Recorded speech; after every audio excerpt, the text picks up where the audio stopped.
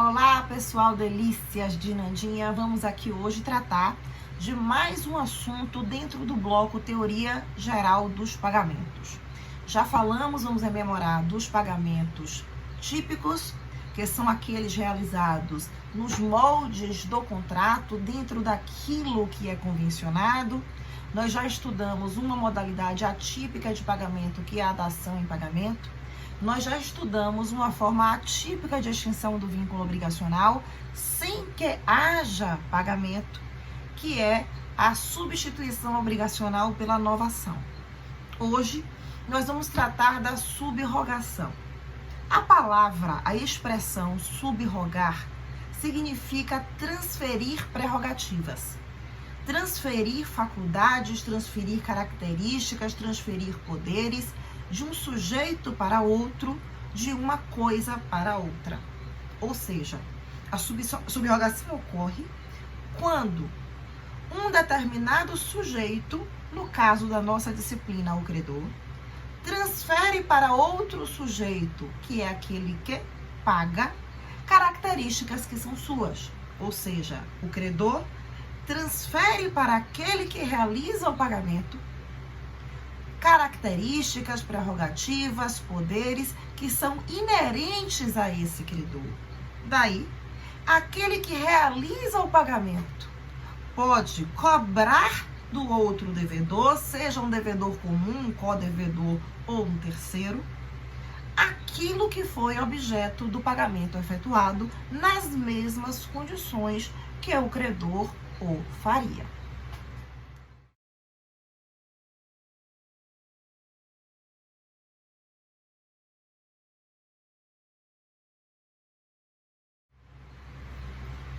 Então percebam que a subrogação nada mais é do que uma transferência de condições e características de um sujeito, que é o credor, para outro, que é aquele que paga, trazendo a este sujeito que paga uma vantagem. Que vantagem é essa?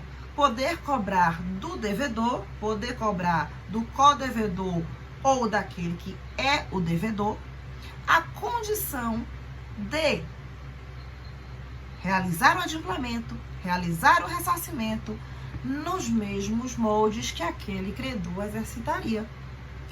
Então, a subrogação, segundo o caput do artigo 346 do Código Civil, ela vai se operar em favor de... Então, percebam que o próprio comando normativo do Código Civil, artigo 346, diz: a subrogação opera-se em favor de, em favor é em vantagem de. Então, há uma vantagem na subrogação que traz, no exercício do direito de reembolso, a possibilidade de investidura nas mesmas condições, nas mesmas roupagens jurídicas do credor. Agora, percebam que quando eu falo em subrogação, eu falo pagamento com efeito. Então, a subrogação não é uma modalidade de pagamento. A subrogação é o efeito do pagamento realizado por certas pessoas em certas circunstâncias. Que circunstâncias e que pessoas são essas que são favorecidas pela subrogação? Artigo 346 do Código Civil trata da subrogação legal, da chamada subrogação ex lege, aquela que se opera por força de lei. Essa mesma expressão, a subrogação que se opera ex lege ou por força de lei, é tratada como expressão ipso jure. A subrogação legal, ela se opera ipso jure, em razão da lei, em favor de quem? É uma subrogação que independe de uma cláusula convencional expressa, porque ela é implícita, ela é imposta pela lei. Ela é deduzida normativamente em razão do pagamento feito nas hipóteses dos incisos do 346 do Código Civil. E que hipóteses são essas? Está aqui escrito: a subrogação opera-se de pleno direito, ou seja, automaticamente, em favor do, primeiro inciso, credor que paga a dívida do devedor comum. Essa palavra devedor comum não quer dizer devedor quirografário, um devedor qualquer, um devedor que está em último lugar na fila de uma execução. Devedor comum é devedor comum a mais de um credor.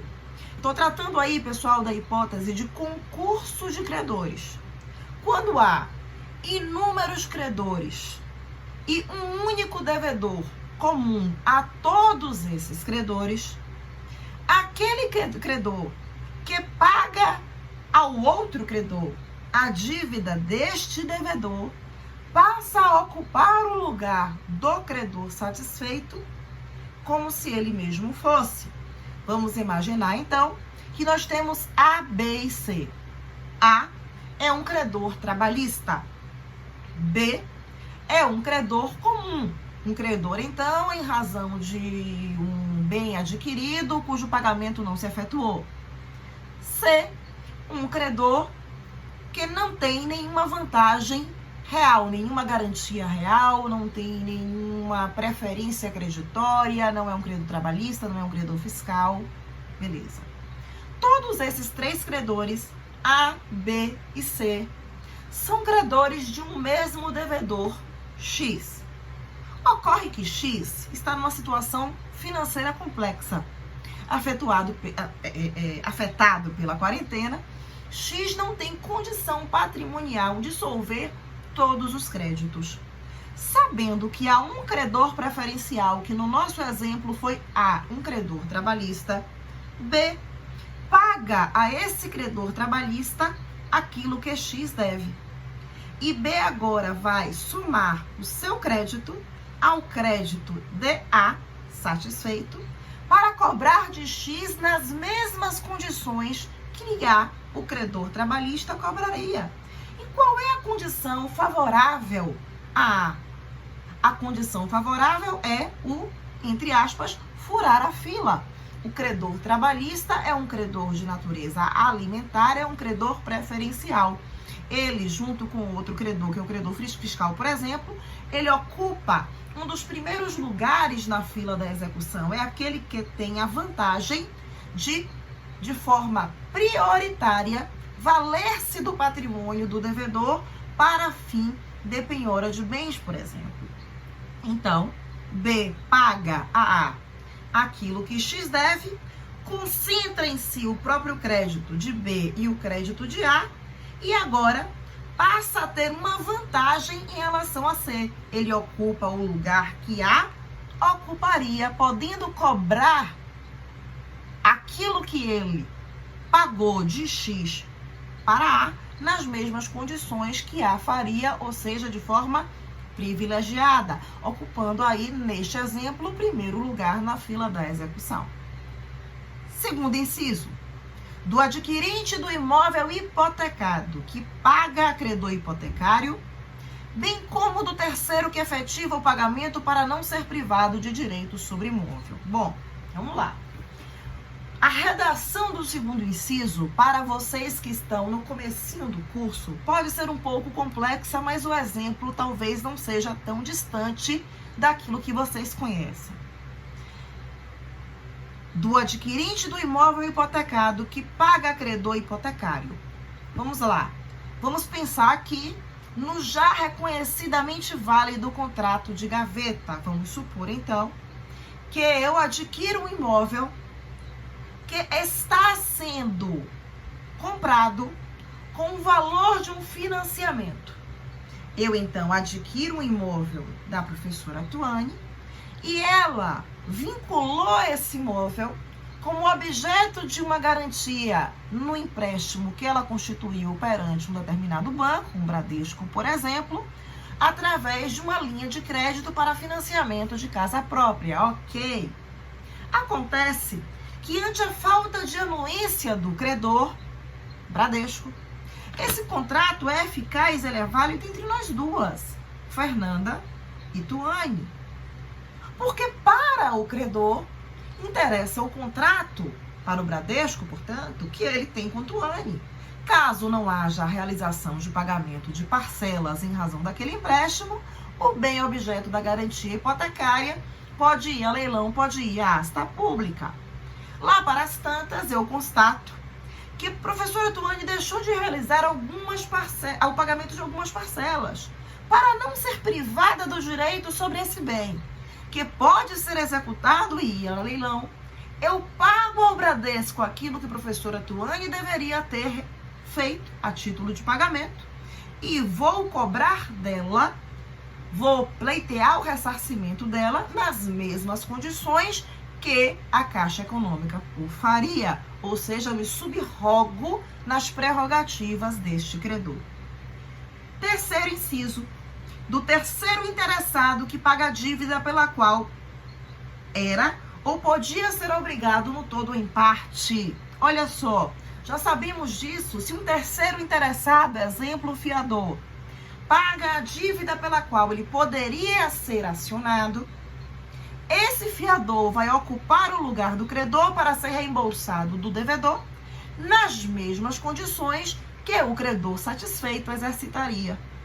Outra hipótese que também se encaixa no terceiro inciso é a do codevedor solidário ou do codevedor de uma dívida indivisível.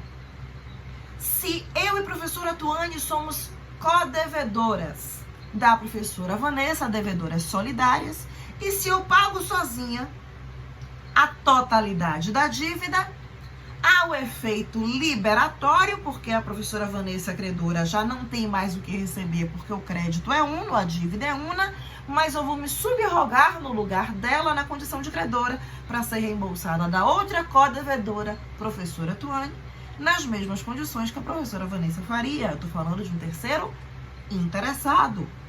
Eu estou falando aí de um devedor solidário. E no mesmo contexto, no mesmo raciocínio, eu trato a hipótese do pagamento feito por um devedor em face de uma dívida indivisível, havendo outro devedor relacionado ao mesmo bem. Então, vamos imaginar que eu e o professor Fagner somos devedores do professor Mário de um determinado notebook, mas eu sou acionada e acabo pagando sozinha, ou seja, pago o que eu devo sobre o bem e o que ele deve sobre o bem. Como eu paguei o que eu devo e o que ele deve, isso não é justo, não é correto. Eu vou ter o direito de ser reembolsada do professor Mário daquilo que ele deveria ao credor, mas eu vou ser reembolsada nas mesmas condições do credor pelo efeito da subrogação. Então, todas essas hipóteses do 346, pessoal, elas decorrem da lei. Precisa estar escrita no contrato, professor, essa hipótese de subrogação? Não. Ela é presumida. Ela se opera de pleno direito, ela se opera, então, em razão da força normativa.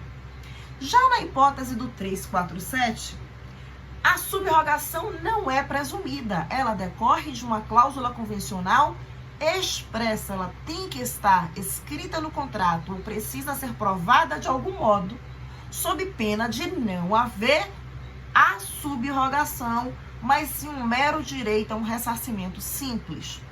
Que hipóteses são essas? Lembrando que a hipótese de subrogação convencional é mais incomum do que da subrogação convencional, mas vamos lá.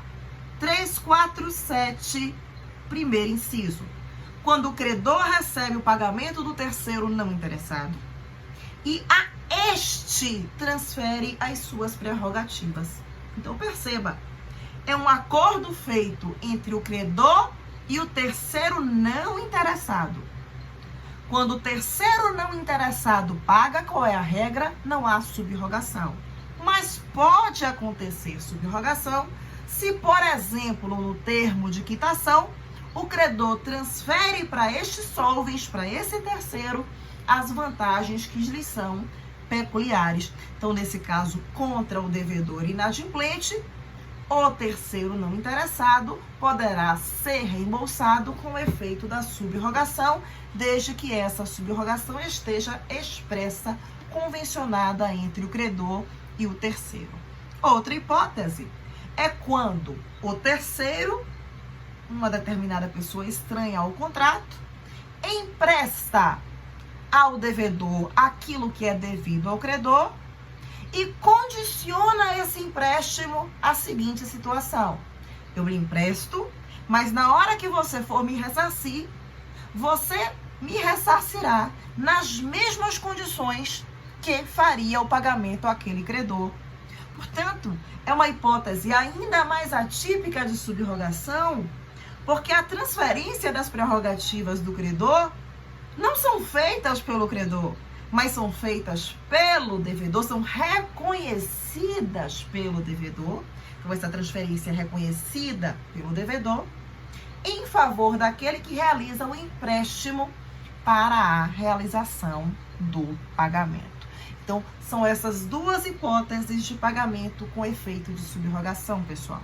Temos aí a subrogação legal e a subrogação convencional. A subrogação legal imposta por lei, a subrogação convencional, que não se presume, precisa ser constatada em uma cláusula expressa ou poder ser provada por qualquer meio de prova admitido em lei. Encerramos aqui agora, então, essa hipótese de pagamento com efeito de subrogação. Vamos depois para o próximo bloco com dois assuntos, que é a confusão de dívida e a compensação de dívida. Beijinhos e até mais.